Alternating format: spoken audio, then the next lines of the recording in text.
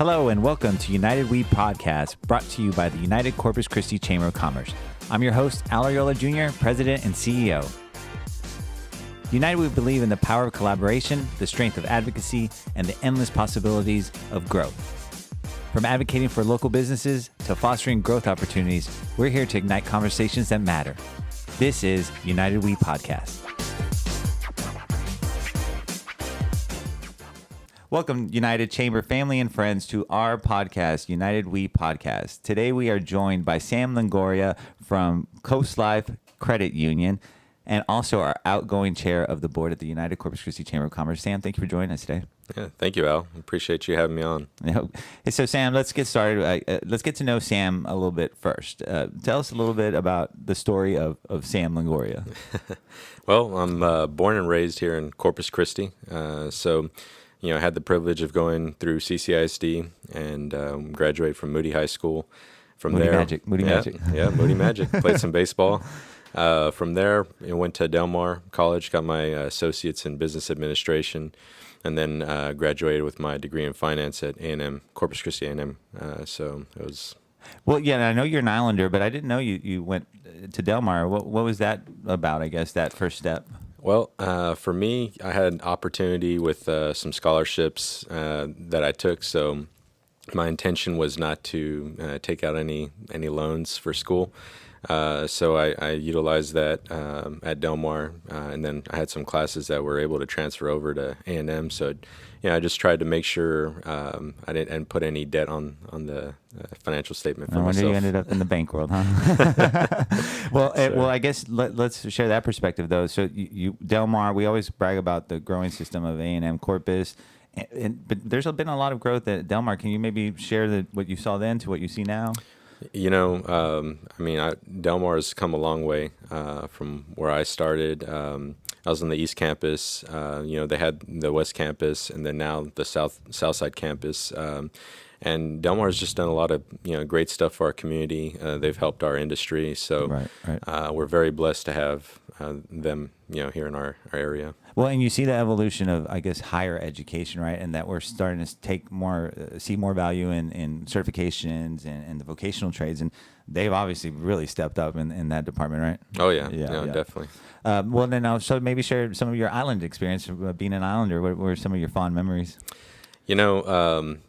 I was working and going to school at night, so I didn't have a lot of the crazy college party life. University life. I got you. But I will say I met a lot of great people, a lot of great teachers, and I actually still see them here today. And I was just thinking back when I was actually at Del Mar College.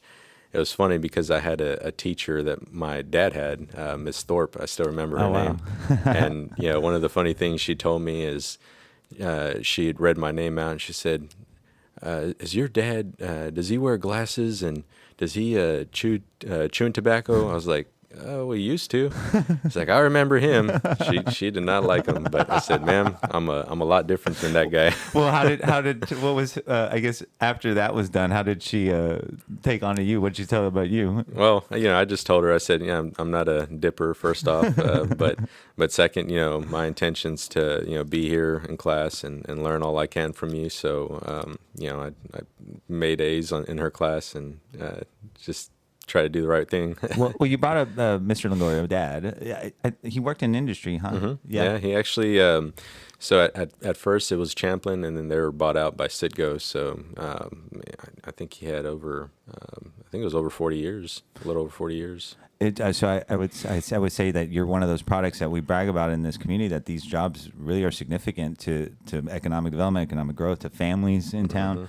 Mm-hmm. So I'm sure that provided a pretty good life for you and the family. Oh yeah, no, Citgo. I mean, I'll tell you, Larry Elizondo. Obviously he worked with my dad. They worked for a long time together, and I still remember, when I was a little kid, I would kind of go block walking and passing out flyers, trying to help him get into city council. So that was, that's fun. But they're a great family, a great person for our community, and Citgo again. They've done a lot for our community. They really do. So we definitely appreciate that. Well, and so you were talking about when you were in college, you had another job. You were working. Was that what was that job? Well, so I had a short stint where I actually went to Pan Am in Edinburgh for about 2 years, and I noticed there was a lot of classes that weren't transferring over, so I decided to move back to Corpus. And so when I came to Corpus, that's actually when I got into banking. So I believe it was 2009. I went to Clayburgh Bank, and it was pretty interesting because, a funny story, I had management experience in retail, but when I came back, I didn't want to work in retail anymore. I wanted to try something different. So my friend said, hey, apply at Clayburgh Bank. They have a personal banker position open. And I was like, oh, okay, well, that sounds fun. I think I can do that. I mean, I'm trying to get my degree in finance, so I think it makes sense. And so I went in, met with the branch manager, and she loved me. And I said, great. She said, you just got to have one more interview, and that was with Gabe Guetta and Bill Williams at the time. And so I said, okay, that's fine. And I actually didn't have my phone on me, but they were trying to call me to say, hey, we actually went in with somebody else internally. And so I went into the interview still, and I met with Gabe and Bill. Oh, wow. And they never told me anything, which was funny. But, Gabe was like, man, I'm going to be honest with you, we really love you, but we filled the position internally. And I was like, oh, man, well, I understand. Sure. I was actually, I had applied there, and I think it was something with CCAD actually. Okay. And so I had another option, but Gabe was like, man, I'd really like you to come in as a teller, and if everything's working out, then you can work your way up pretty quickly. I said, okay, well, so it was a job, or a pay cut and whatnot, but to myself, I pretty much got with Gabe and stayed under his wing because I said, hey, what do I need to do to get to the next level? Right. And that kind of mentorship's important in a career, and I'm sure that kind of helped get you to where you're headed, I think. Oh, yeah. No, I started as a teller. He gave me goals because at the time, to be honest with you, it was more of a transaction position. And so he said, hey, well, if, you bring in some referrals to the bankers and whatnot. I said, okay, tell me how many you want. So, Nice. So I started doing that and worked my way to personal banker. And then, next from there was assistant manager. And then they had an opening for a store manager or branch manager in Cal Allen in the in-store, the H-E-B. And so I had an opportunity to do that. I was very successful. That in-store was probably the least profitable, and I brought them to the top within the year. And then I had an opportunity to either stay on the consumer side as a district manager, or he said, jump into commercial. And I said, well, what makes more sense for me? He said, to be honest with you, commercial. And so that's when I got started in my commercial banking career. And that, I know you were at Clayburgh for a while, and then that led to what next? So I was with Clayburgh for 6 years, and then I took an opportunity with BBVA. And so BBVA, bigger bank, obviously it was a regional bank in the U.S., and they were a great regional bank, but it just wasn't that community banking feel. I don't want to say conglomerate banks, right? But they try their best to engage, but the local bank, there's a difference, right? Oh, yeah. Yeah. I kind of going back, one of the first things I still remember when I was hired in New Orientation was A Wonderful Life, the movie. Yeah. And so that was one thing Clayburgh Bank did, is they had all their employees, the new employees, watch that movie. It's a good movie. It will really inspire you. Who was the bad guy, Mr. Potter? Well, I mean, I don't know that he was a bad guy. But, I mean, I follow what you're going with. He was, he made a lot of sacrifices for the community, and in the end, the community came back and rallied around him. But I was talking about the old man. Oh yes, yeah. I'm sorry. What's his name? I can't remember his name off the top of my head. I was talking about the old man, the grumpy old man. Yeah. Well, while you've been talking about your banking experience, when is it that you were maybe first exposed to the Chamber of Commerce and getting involved in this space? So, kind of going back to Gabe, like I said, I stayed under his wing, and he gave me, the direction and what to do, because in my role, I enjoy helping people, the community and whatnot. And he said, well, you need to be involved in the community. And so, to be honest with you, I actually started with the young business professionals at the time. And so from there, I had an opportunity, I would do stuff with some nonprofits and whatnot, Sure. but I had an opportunity to actually sign up for Leadership Corpus Christi. So I applied and made Class 42. So that was, 10 years ago. And that is really what kind of got me started, because at that time I had just joined the Hispanic Chamber of Commerce. Mm-hmm. And so I guess you could say that was my start to Your somewhat. exposure to chambers. And you brought up the Hispanic Chamber. I'm sure you were observing the merger, which Gabe was very instrumental in doing. When is it that you started getting more involved after Leadership Corpus Christi? I'm assuming, is that when you started getting more engaged in the leadership of the organization as well? Yeah, young business professionals, I became chair for that group. And then the Hispanic Chamber, I was on the board. Then I also did Leadership Corpus Christi Alumni Association. I became chair of that. And so it just, every organization I've been a part of, for the most part, I've, kind of went into that executive role. I'm also part of the Corpus Christi Education Foundation.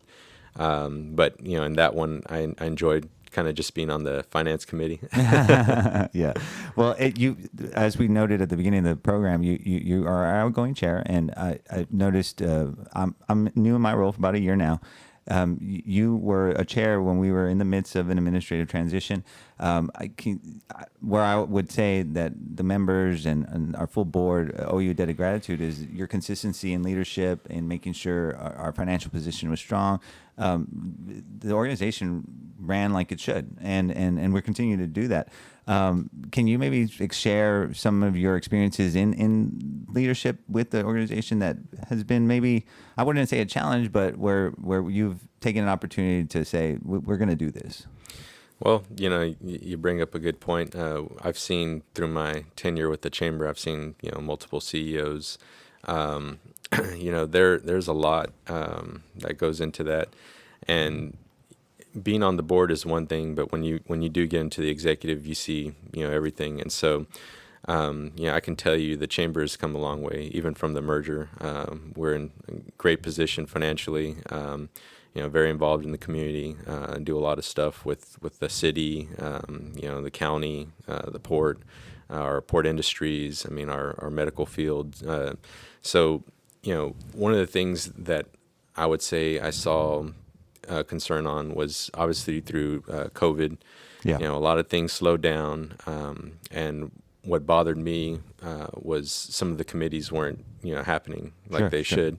And so my intention, as a chair, was to make sure and bring that back to life. Because those are important. Mm-hmm. They're important to the process. You got to make sure that we're listening to the full scope of what our members need, want, or are concerned about. Yeah, that's great. And so one of them, was a small business. We kind of lost touch of that. And so I said, man, we need to bring that back, because that's the blood of the chamber. Right. And so, we kind of got that jump started. And then with you coming on board, we had some changes to the committees, but, they revamped, and I'm very, very happy to see that, because I see the engagement and, the staff. Everybody's just, fully engaged. It is exciting, and it was a great year, and we want to thank all the committee participants and everybody that really helped us get some good ideas on the table that the board said, let's try this. And with that being said, what was some of your favorite programming that you've seen, or one of your favorite events, or what's one of your things you enjoy about the chamber? Well, there's a lot. I didn't really understand the scope of the South Texas Military Task Force. Yeah. Which whenever I was a board member, I was like, oh, okay, we do stuff with the military, CCAD. Okay, cool. but just seeing like the importance, the significance that they have on our community, I was like, wow. I mean, yeah, the advocacy matters. It really does. Shout out Alan. Shout out Wes. Shout out Creston. Right now, also too, a lot to brag about that the past year that was a lot of accomplishments in that space that you're talking about with the military task force. They got the DAG grants done, 1.5 million working with the city to get that grants from the state. We got the city and Port at Kingsville partnering on the new Sinatra house. I mean, to your point though, it's a lot of the work that's behind the scenes. Maybe folks don't see, but there's a persistent, consistent, push for these things, and it just doesn't happen overnight, right? Yeah. Yeah, and to add to that too, I mean, I was chair for the Conquer the Coast ride. Yeah, that was fun this year. Yeah, that was fun. I've always known about it. I've ridden it, but definitely just seeing all the moving pieces that go to that, but in the end, what it affects and what it gives back to our community in regards to also our A&M Corpus Christi education stuff. So education's always been a big part of my life. So I'm glad to see that. Well, you brought up Concord, and I want to thank you for helping us lead that. It was a great event, great economic impact for the community, close to 600,000 and from visitors alone. But you also actually did the bike trail. You did the 66 mile? No. Oh, okay. I'm more focused in running now, but I did the 22 miler or whatnot, and so that was fun. Nothing too crazy. I will say. We had a lot of help with the city. Arthur too. He did a lot of leg lifting, and Peter Zanoni. I mean, he's just a big. I guess how can you say it? Wellness advocate. Yeah, definitely. Yeah. And we need to get in that space too. More health and care wellness initiatives. Those are important.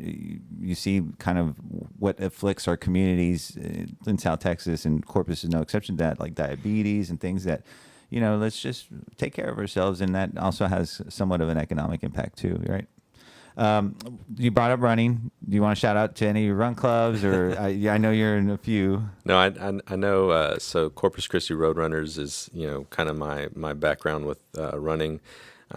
Your gang. Yeah, but I will say I know there's a new run club, downtown run club that's been established, and man, it's awesome to see because the Roadrunners, we have I guess you could say a decent group, but man, I'll see posts and whatnot on this. I think it's like a Tuesday run or Wednesday run in the evening downtown, and I mean you're seeing like 30, 40, 50 runners. It's well attended, and shout out to the downtown management district too. A lot of these activations really help the local businesses there that, after you get that run, maybe get a drink, get some water, some beer somewhere at a nice, venue there. Carb load. Well, bringing that up too, you mentioned you're from Corpus. Is there I want to talk about businesses that currently exist, but is there a business that you just miss? I mean, I know you were born and raised here. Is there something that you recall that, nostalgically you miss? I know that's a tough question. Yeah, I mean, I don't know. I'm trying to think off the top of my head. Well, let's maybe. How about this? Businesses that you do kind of frequent and appreciate a lot right now. Well, I guess definitely a shout out to like HEB every day, right? Shout out to HEB. Stripes.